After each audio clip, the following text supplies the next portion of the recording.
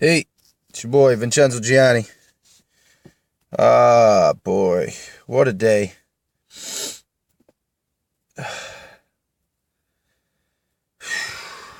Today's Thursday, November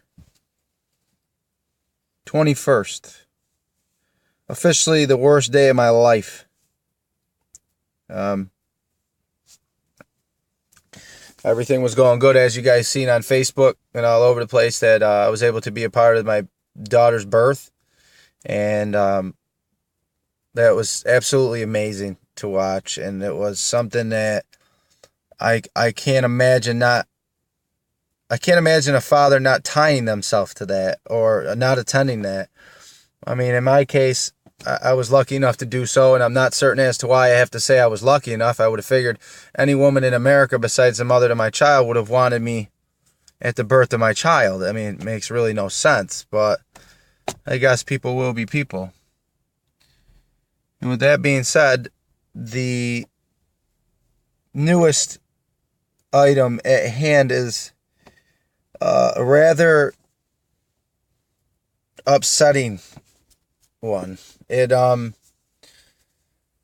She's being discharged today. She had some complications. I don't really want to go into detail of those. All I know is there was some blood transfusions and things like that to get her back on her feet, and she was good. And I've stayed up every hour with her, and well, not every hour, but I mean, I got some sleep here and there, but we really didn't get a lot of sleep. I mean, the day of my daughter's birth, Riley's birth, was Monday, November 18th at 8:29 p.m. I had been up since 4 o'clock in the morning till the next day, till the 19th at about 9 o'clock, and I passed out for about a half an hour, then I was up till like the next day.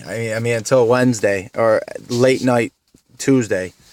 I mean, I really went like 30, 40 hours with no sleep. I mean, it's not good. It's not that great. Didn't really eat a lot either. I had some snacks, but I really wasn't, packing a bunch of money. I'm not, obviously I'm not rich.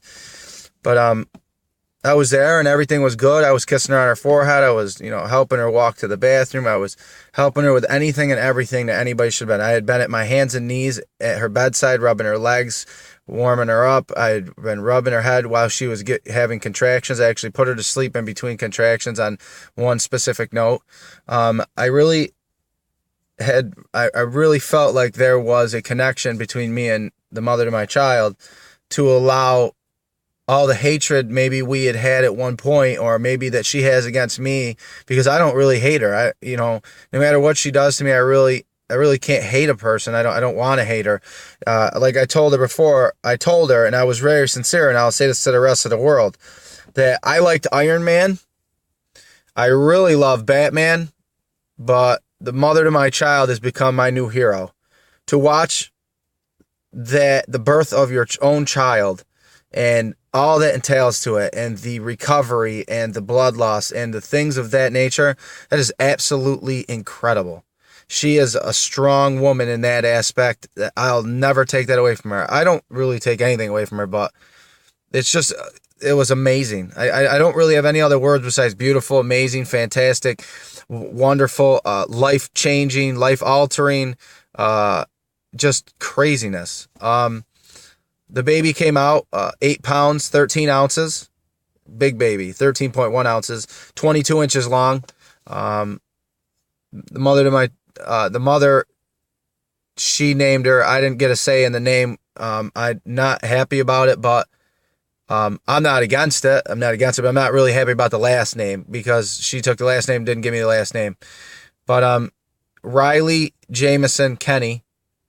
That's awesome. It's a great name. I mean, don't get me wrong. It's very catchy, and it's to the point. It's cute, and my daughter fits it. That's just what it is. But I'd rather have had the last name on it. I think I deserve that much, but I guess she feels differently. Well, anyway, on top of that, it gets worse. Like, it got better, but then it got worse. Like, I felt like I was in the lion's den down here. I mean, I know most of her family, and some of them are really nice, and some of them act really nice, and some of them don't like me and just act nice. They really put on their game face, and I really don't appreciate that. I don't appreciate that at all. I mean, I know genuinely that they're appreciative somewhere down in their in their life that I gave and helped produce this bundle of joy that we have. But the mother doesn't, for some apparent reason, doesn't get logic, and it doesn't make any sense because, you know, I cry just picking my daughter up. I cry putting my daughter down. I cry trying to learn how to feed this daughter. I cry knowing that she's going through the pain she is, and I can't do anything to help heal the mother to my child. I can't help her heal faster, but I can be there, and I did. And I was there, hands and knees, beck and call. I was there every minute. I didn't leave. And when I did leave, somebody else was there for the few minutes that I would leave to go say hello. I was running back and forth, doing what I had to do to comfort family and get family in to see the baby and all this other stuff, you know. And I just don't understand why I, one of the greatest guys that you will ever meet in your entire life, has to suffer the most. Like, people are praying for me back home. I mean, I picked up and moved, broken record story, blah, blah, blah, blah, blah. I picked up and moved. That was my choice to come down here to be closer to my daughter. Ultimately, this was told to me that this is my daughter. No hands down, no ifs and buts about it. This is my daughter by her words and emails and stuff, because it's not like she calls me. She can call other people, but she won't call me. It doesn't make any sense. But everything was okay until I knew, and I was thinking about, you know, what's going to happen when the birth certificate comes up. Now, I had said in my Virginia Venton videos that I was being pretty much told I had to lie. And I was told that if I was to drop the paternity test in all shape, or if I dropped the paternity test, I would be able to see my daughter born. So I did. I dropped it for then. That didn't mean I was going to drop it forever, and nor did I state that I was going to drop it forever. Now I'm still fighting for a paternity test. Now, the day that she was threatening to have me thrown out of the hospital because I didn't sign the birth certificate and I wasn't giving her any information, that stuff she already should know. You know, I'm not going to sign the birth certificate. I was told not to do so at this point, or advised not to do so. And my choice was not to do so until I know that I have paternal rights. That it's not fair for me to have to sign the birth certificate, be liable for a baby that I know is mine. But I'm not going against that idea unless paternity tells me differently. But what I am going against is that my head is ADHD. And even though I talk to my sister-in-law and I talk to my brother, and she knows my brother very well, to the point where we'll move mountains to get what we want. And it's not because we don't believe it's true. We just need confirmation. Our brains seek and strive for that confirmation. For us to try and settle that is like getting off a drug addiction. It's wicked difficult. And I didn't see that there was any problem asking for a paternity test that I was willing to pay $400 for. It would have been over in 48 hours. It would have been an umbilical cord scrape and a cheek scrape for me, and a bing, bing, bing. Game's over. We move forward. Who knows? Me and the mother to my child could have been extremely cordial and maybe could have gotten back together at one point in our lives in order to raise our child correctly, you know, and do what's best for the child. I'm not doing what's best for her. I'm doing what's best for our child. The child is the item. It's not a weapon. Like, I feel like it's being used on me. I feel like it's a weapon against me. Like, really, I have to take a beating because you're not getting your way. That's not fair. It's not fair. Now, I have sacrificed everything I have. I have sacrificed everything to be here at your side and to do that. And I get it shoved in my face. So I said I wasn't gonna sign the paternity, or I wasn't going to sign the birth certificate right away. And she flipped out. And she says, I thought we spoke about this. If I would have known that, you wouldn't have come and see the birth of your daughter. That's just nasty. Like, who does that? There's guys out here that could give two shits if they're within 5 states of your birthing. I come out of nowhere and move my life to be here. Just to be here. To wait on you hand and foot throughout this situation, to make sure you know you're not alone, to make sure and try to make up for some of the time that I wasn't able to be here because I have dogs and 33 years in New York I was moving from. I didn't move down here to an awesome job. I moved down here to nothing. And now my daughter's being taken away from me. Now I won't be able to see my daughter till court papers go in, and this is stupid. Stupid. You know, I went up there to start filing and get a petition to file for paternity, and I started crying in this guy's office. I don't even know this guy.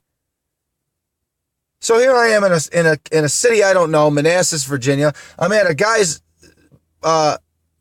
desk while he fills up the paperwork and gets the petition ready. And I'm sitting here crying because I can't picture me not being next to my child for the next 2 to 3 weeks of my life. And then after that, I don't even know if she'll show. Who knows? Maybe she won't even show. You know, who knows? Maybe she'll just play the game. I don't want to play games. I just want to take care of my daughter. You hear that? The rest of the world. I, Vyncenzo Sanfilippo, just want to take care of my little girl. That's it. I just want to take care of my baby. If this baby is 100% mine, then why the hell would you deny me a paternity test? Why not let me get it and shove it in my face that the daughter's mine? Shove it right in my face. Damn it, I'll take it. I want you to shove it in my face when it's on paper stating that. All I want to make sure is that the paternity is established. That's it. I didn't say we have to go to court for anything. I didn't say anything. But, you know, I don't feel right. You know, they asked us if we wanted a hepatitis B shot for our daughter. And I didn't even get a say in it. She discusses everything with her mother, like their mother's the father. That's not right.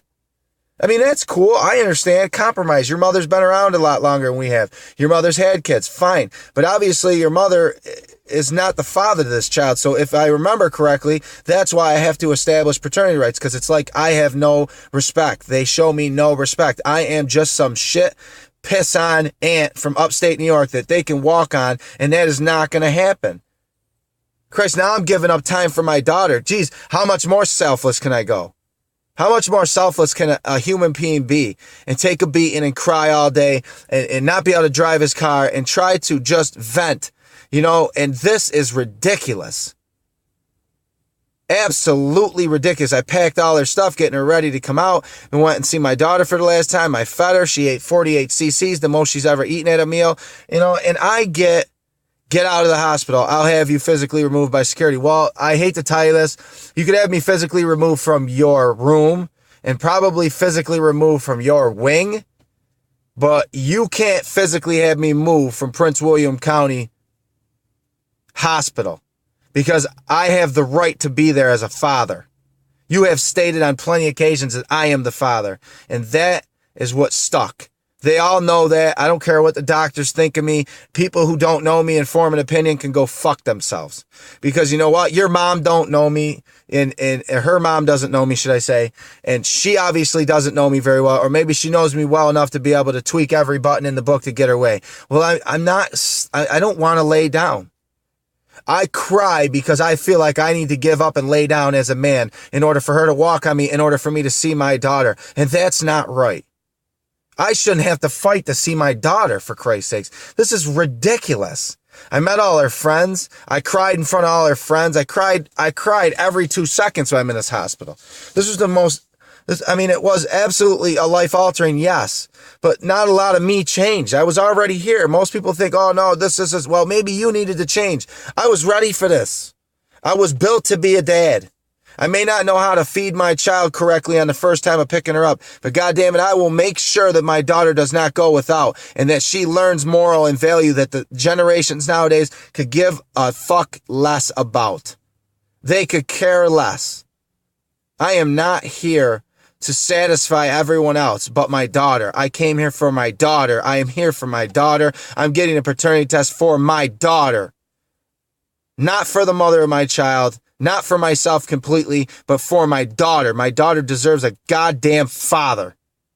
And that's what she's going to get. She's getting a father. She's getting a daddy. She's getting the one person she can always count on. And if anybody's got a problem with that or doesn't like my videos, you know how to fucking reach me if you got a fucking problem. You know who I am. Vendetta, Vyncenzo Gianni. It's raw. It's real. This is VG, my life.